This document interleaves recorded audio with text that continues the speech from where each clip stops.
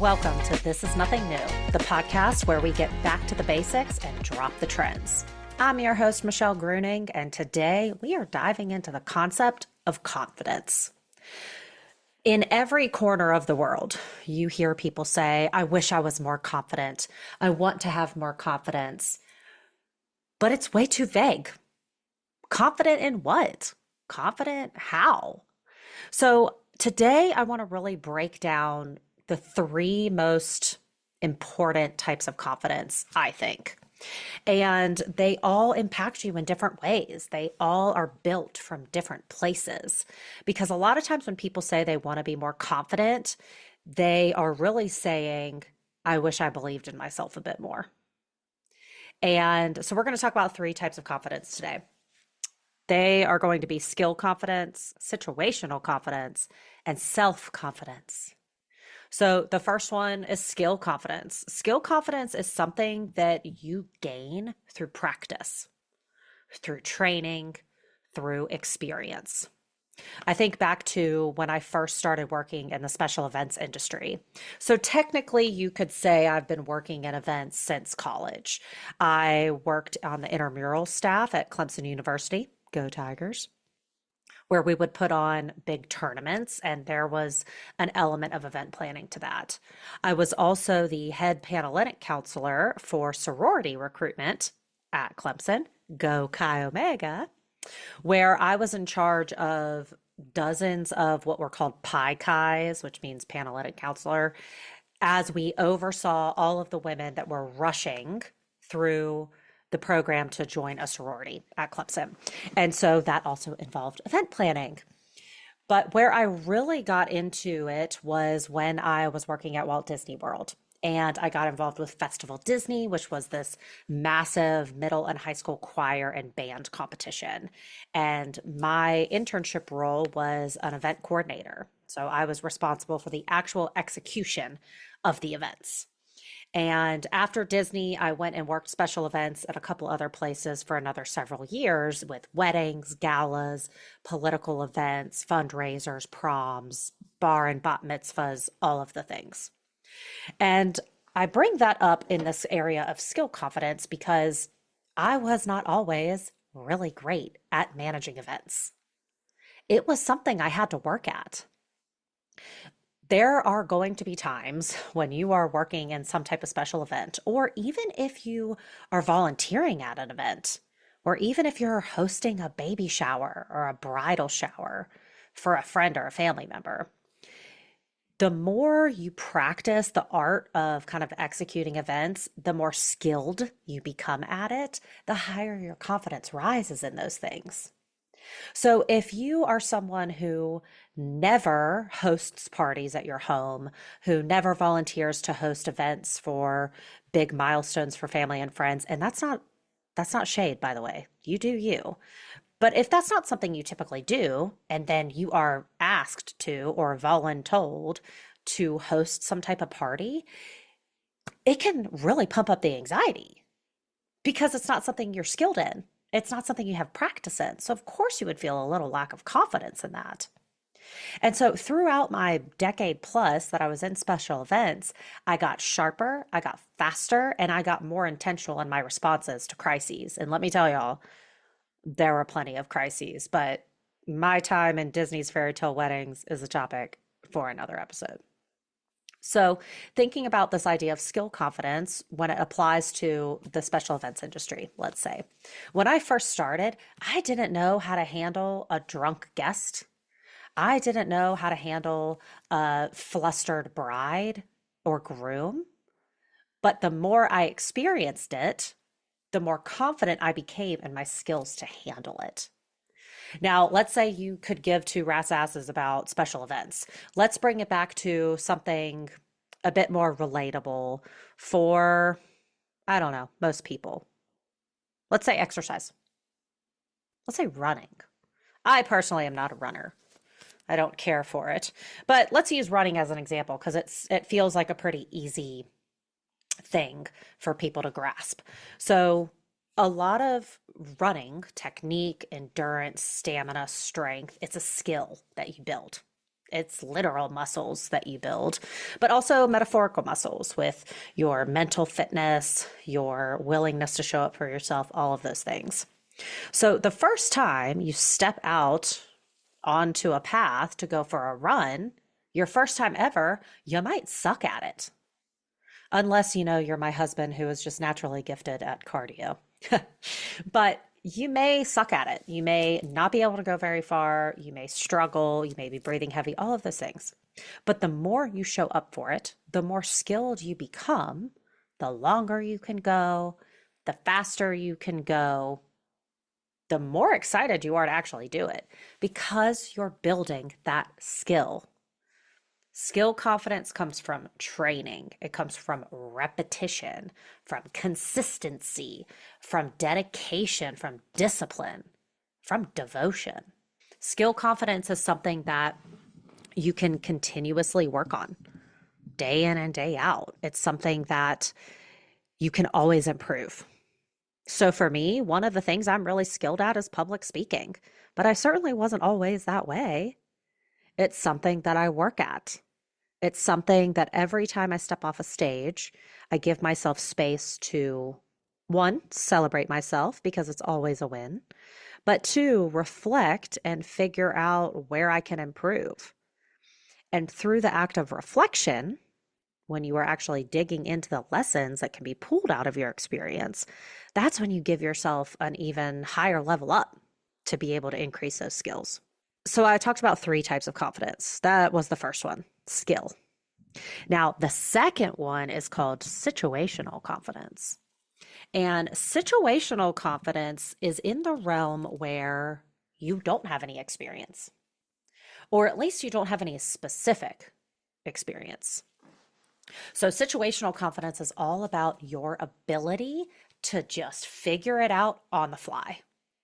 You are relying on your resourcefulness. You are relying on your resilience. You are relying on all of the problems that are behind you because you overcame them at one point. Whenever I talk with people and I'm really trying to bring home the concept of situational confidence, I use this when it comes to people who are parents, whether that is parents of human children or even if you have animals. When you bring home a human child, especially if it's your first child, you are literally tapping into situational confidence in almost every experience you have. Now, I don't have children, so this is a bit of an assumption, but whenever you bring home a child for the first time, everything is new. You maybe have learned through reading or through discussions or conversations with fellow first-time parents.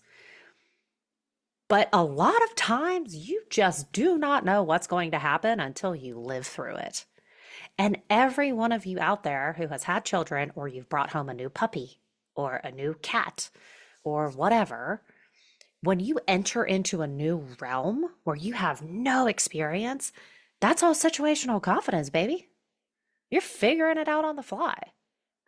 And sometimes with situational confidence, what's really cool, if you pay attention to the threads, is you can hear echoes from past experiences that may not seem relevant or relatable in the moment, but they can come flashing back and help you in that moment. So let's do an example.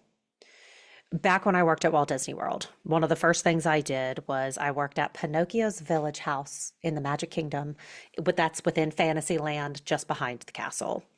And during peak seasons, we had to do crowd control. And so we would be positioned at the entrance to each dining area, and we had to refuse to let people sit down if they did not have a tray from our restaurant. You can imagine that people did not like that.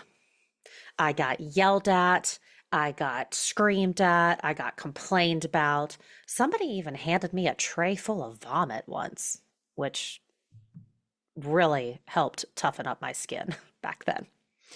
But a decade later, Here I am working at a software development boot camp called the Iron Yard, which still remains one of my favorite jobs of all time. Now, thankfully, no one was throwing vomit in my face or handing me trays full of vomit, but I experienced another moment where a student was incredibly frustrated with me, with the staff.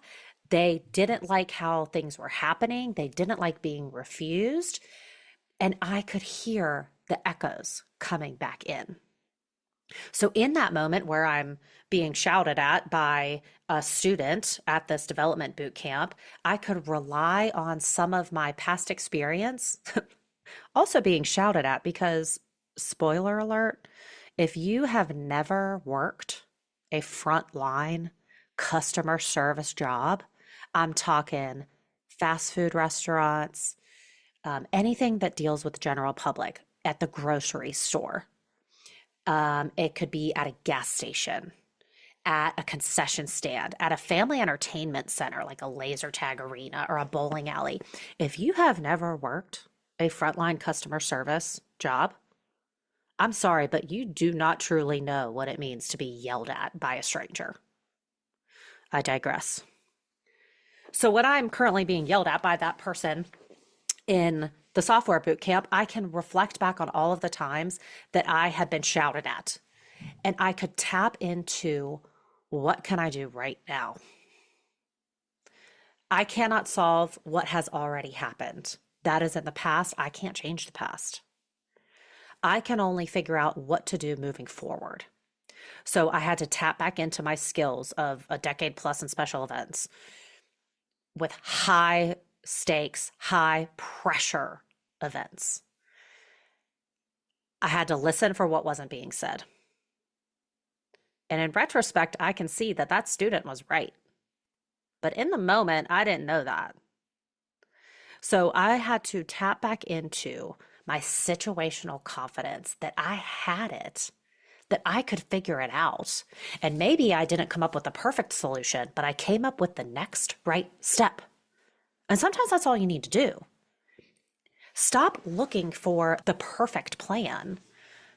Having things perfectly figured out is a myth. That's not where clarity comes from.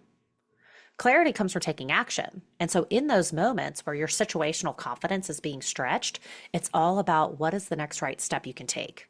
What is the next action you can take to move the situation forward, to gain some sort of progress? Now, this also reminds me of a story that I heard about a grandmaster who plays chess. Now, I can play chess. I wouldn't say I'm good at it by any stretch of the imagination, but I do enjoy it.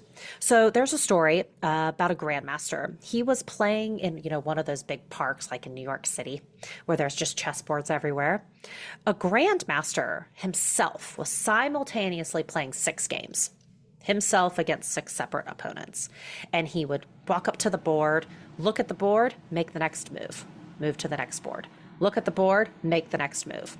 He was moving so quickly and competently that other people who were playing games outside of his own 6 asked him to come over to tell them what the next move should be. And here's the thing, this chess grandmaster, whatever you call it, didn't know how those other people got into the positions they were in on the board. He didn't have all the history. He didn't ruminate about how they got there, why they got there, why the board looked the way it was, or how he wished it would look. He identified where the situation was currently at and then took the next right move. And he could do this over and over and over. And this comes back to situational confidence. You don't have to have a perfect plan a lot of the times. You just need to make the next right move. Now, the final piece of confidence is self-confidence. And this is the one most people are probably talking about when they say they want to be more confident, is they want to feel in themselves inside that they are a more confident person. And I'm just going to cut straight to it, y'all. The fastest way to build self-confidence is by keeping the promises you make to yourself. That's it. Show up for the things that you say matter. It's, almost halfway through 2026. And I bet the majority of y'all listening set some type of goal for either 2026, for Q1, for Q2, whatever. Where are you at with those goals? I use goal setting in a variety of ways within my own personal life and my own coaching business. But the approach to goal setting and the effort you put into planning it is going to determine what you get out of it. And so people who are like, oh, I'm just not confident in setting goals, they just never work out for me. Of course they don't, because you're setting yourself up for failure from the beginning by setting goals that are too big, they're not specific, they aren't even in alignment with what you actually want, or you're setting goals because you think you should be, or because somebody else told you they should matter. Self-confidence is built every time you do what you say you're going to do. Self-confidence and integrity go hand in hand. And integrity is, again, you do what you say you're going to do. Your actions and your words and your thoughts are in alignment with what you say you value. So I have a lot of people that have come through my coaching programs and they still say they struggle with confidence. But I can look backwards and see the pattern of them breaking promises to themselves. And I'm not saying I haven't done that. Of course I've done that. I'm human after all. But every time you show up for yourself, or you show up for a habit, or you show up for something you say you're going to do, you are building your self-confidence. You're building your self-confidence and giving your brain evidence that you are somebody who follows through, that you are somebody who shows up. This could be for something, let's say you want to read more this year. It doesn't matter what you want to read. It could be personal development books, it could be romantasy. I don't care. You say you want to read more. But you keep picking up your phone to scroll social media instead. Every time you choose a bad habit, every time you choose not to show up for the change you want to make, you're paying mental interest on the goals you claim you want to do but never do. So every time you say you want to read and you pick up your phone instead, you are chipping away at your self-confidence because you're giving your brain evidence that you don't actually care. So if you say you want to read more, even if you sit down to read one page, you're giving your brain evidence that you are showing up for the things you say matter. That is going to continue to increase your self-confidence. So when people say, oh, Michelle, I just wish I was as confident as you, y'all listen, there are plenty of things I'm not confident about that I am continuously working on consistently. But the key to being more confident is to understand and recognize where exactly you want to be more confident. If you want to be a more confident public speaker, get on stages and practice, or just speak to your phone or speak to your computer, kind of like I'm doing now, recording a podcast episode. If you want to be a better runner, get out and run. You cannot learn how to run by reading about running. There is only so far that you can go with theory. You gotta take action. You gotta put it into practice. And so when we think about this whole idea of confidence, I wanted to bring in these three pieces of skill, situational, and self, because confidence is too big of a thing to take on just on its own. You gotta break it down. You gotta figure out what it is you actually want to be more confident in. If you want to be more confident in handling uncertain or random situations, insert yourself into those more often. Maybe you're at a meeting and something goes wrong and you've never handled it before, but how can you step in and learn? How can you try to exert some leadership in that situation? So with that, at the end of every episode, you know I love to give you a challenge. So my challenge to you is, what is one thing that you can show up for consistently every single day to increase your self-confidence? Maybe it's showing up for one of your positive habits, like drinking more water or going to bed earlier. Maybe it's something that you want to improve your skills in.